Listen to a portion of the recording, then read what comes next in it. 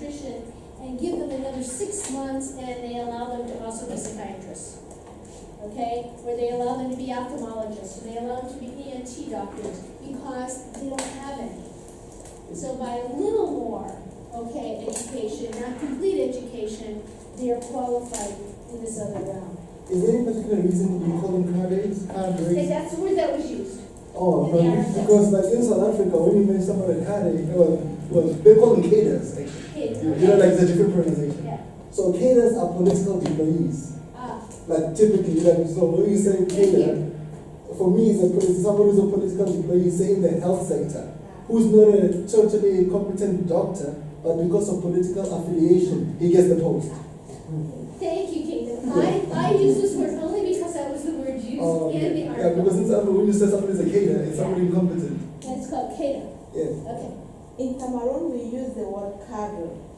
Mhm. Cadre, like, so of recent, there have been cadres that have been formed in reproductive health because there was lack in midwifery. We don't have many schools in midwifery.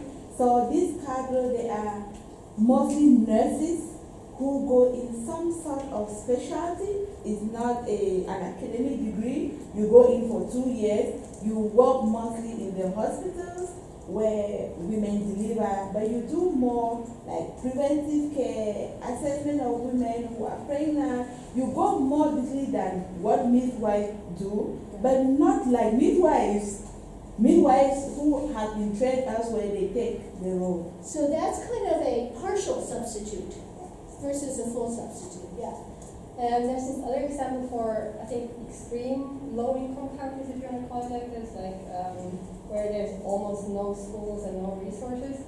There's also this training of traditional birth attendants, and it's, I think, even from the WHO, like I think the evidence is not completely clear, but they just say, okay, there were always women who attended birth. Like, I mean, midwife is one of the oldest professions, but so they say, okay, we already have these women who are doing it, let's educate them and let's make them better. Like, so they don't need like 3 years, 4 years, but let's give them like just the basic skills, which already actually can, I think in some studies it showed like that it really could help to decrease the infant mortality rate or the maternal mortality rate, just to read signs and to say, or maybe just to educate the women to know what to do, like that actually you need to transfer them, or you need to do and there's some basic skills I think which actually can make a big change. So I think they also tried this in Bangladesh, where from the culture or tradition there were like some, for example, there was the traditional knowledge that you should not breastfeed the child in the first 3 days, and you should give him honey and like something which in our ears is like, no, don't do it, and it's like, and so they kind of like, they said, okay, we have key people here, key persons, like this birth attendants, and let's train them. Like, but that's really from countries I think which have nothing or very little research. And yet it makes sense, does it not? Yes, Because I it think so, increases yes. the quality, I think so, yes. even with a little. With the advent of also HIV/AIDS, in addition to what she is saying, some of those traditional bed attendants, they saw that they should even teach them the preventive measures to even put on gloves. Yeah. Or not to manipulate anything with any woman, because they saw that if they don't do that, they will continue the practice. So, Right, so implementing things within the system that one has. Yeah. Yeah. So I'll just kind of try to complete what I have here. You can delegate tasks which are easy. You know, you take things that doctors don't need to do, like paperwork, and give them to other people who are taught. And then there's informal substitution, which I think goes on more in these countries, is even though you're not given the education and you're really not backed up by any regulation, you just do it because there's nobody else. Right? And sometimes you do that in the United States, rarely, okay, but in an emergency you might, but in these countries it's not an absolute emergency, it's that there's nobody else to do it. So somebody has taught you to do something and you do it. Well, we're just gonna, skip over a number of slides. What is and should be the role of pharmacists? We haven't talked about that, but I think in our countries they are different, but they're beginning to be more and more important. And how about alternative healers? the alternative healers, our cultural healers, our healers in the, that are, the American Indian, the way to really help care for the American Indian is to combine Western medicine with their natural dances, their herbs, their cultural, background. Because they won't necessarily believe you as a Westerner, even if they live in America. And so that's certainly true in most of the countries in the world. Even in South Georgia, I will tell you, okay, people have their culture, and if you don't work with that culture as they are individuals, okay, you don't get through to them. But what's the point? Now, I'm going to skip over all these slides. This is the Bologna process. I'm going to just get to this point. The Bologna process is a process whereby the EU has decided to make educational process more the same throughout all the countries of the EU. Okay? First, a bachelor's degree would be 2 to 3 years, call it a first degree. Second degree or a master's degree was going to be another 2 to 3 years, usually 3 years. It meant that if you were living in Switzerland, or you were living in France, or you were living in Italy, if you did a first degree with so many units, with so many hours, a school in a different country would honor your degree. All right? Very important, isn't it? All right, because right now, if you have a medical degree from the United States, if you have a medical degree from Cameroon, the United States doesn't honor that medical degree until you've taken certain tests. And if you were to come, to try and practice psychiatry in the United States, not only do you have to take tests, but you have to redo your psychiatry training because they don't accept the psychiatry training here. Okay? So now with the EU and those first degrees and second degrees, they honor each other's degree. Nursing is within that system. Medicine isn't there yet. Okay? In the United States, however, globally, for medical schools, by 2025, if you want to come to the United States to do any postgraduate training, you have to come from an accredited school. And that accreditation is going to be through one of 6 globally divided systems. Okay? Probably one for the Middle East. Okay? One for North America. One for South America. One for Asia.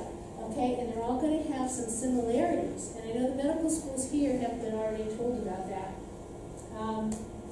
Making it all similar. What's the good and bad of that?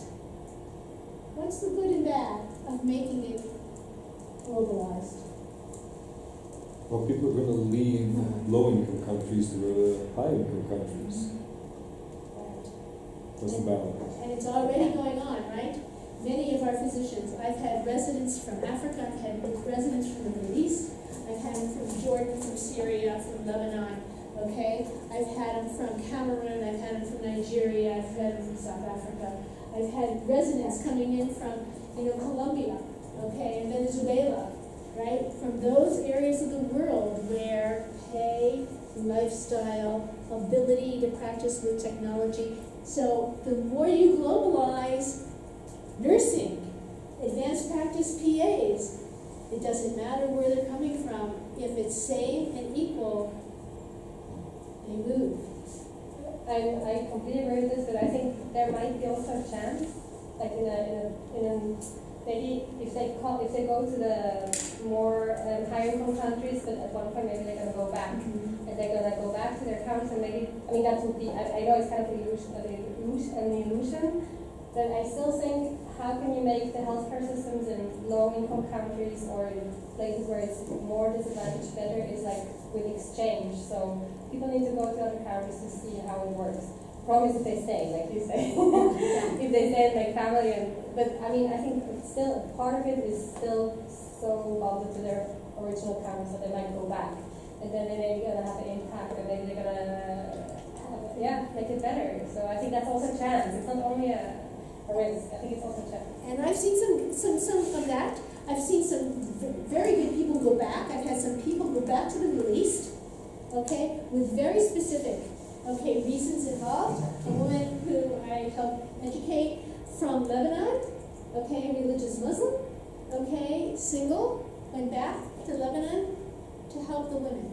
Yeah. Said they were getting HIV. She was an infectious disease person. She went back to Lebanon and she practices in the Becker Valley right now, is my understanding, okay? That was her goal. I've seen people go back and spend a month every year, not so 11 months in the States, but a month every year back home in Nigeria to do surgery, okay, so that at least contribute. So is that a matter of a personal pact or It's a person. or like a policy imperative, you know, like some sort of policy that says you gotta go back? So interestingly enough, you know, you're not supposed to be able to stay in the United States until you've gone back to your home country for 2 years. You know, that's what a J-1 visa is all about. Okay, a J-1 visa in the US for physicians is that you go back to your home country for 2 years. Why? Hoping that they would stay and not be stolen away, right? Yeah. So what happens in the United States? The good ones find jobs and the government waives their visa. Okay, problem, they become an H-1B and they stay in the United States. So what is here about in terms of a country which educates its people, like which actually puts a lot of money in their medical education. So and then if they have their own lack of medical people, so actually they want to keep them. I mean, this is I think it's a good system that I need to go back, but I think they have still also an interest actually to keep these people. Like so. So some countries will actually pay for, okay, especially specialty training, okay, to universities, but then they'll come back. And they have to because they own the country.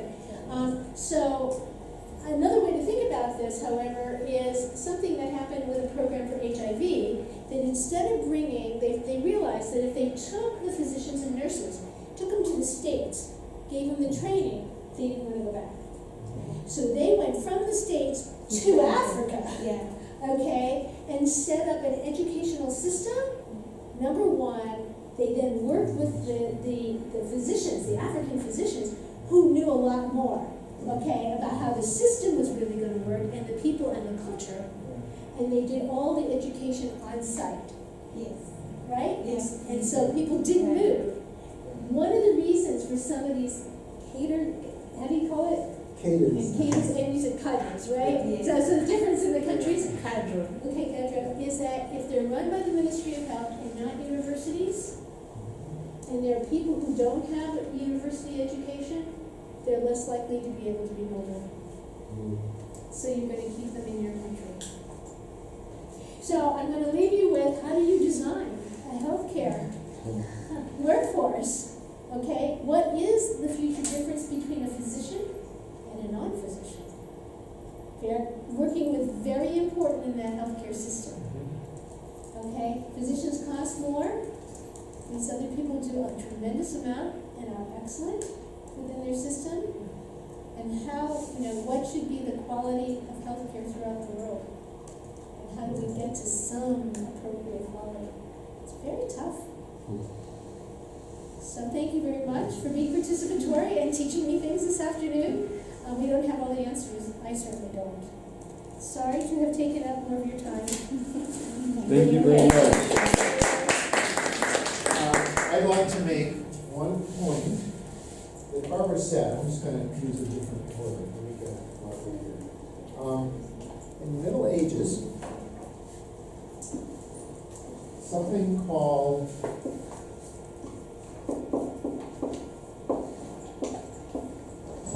guilds were formed.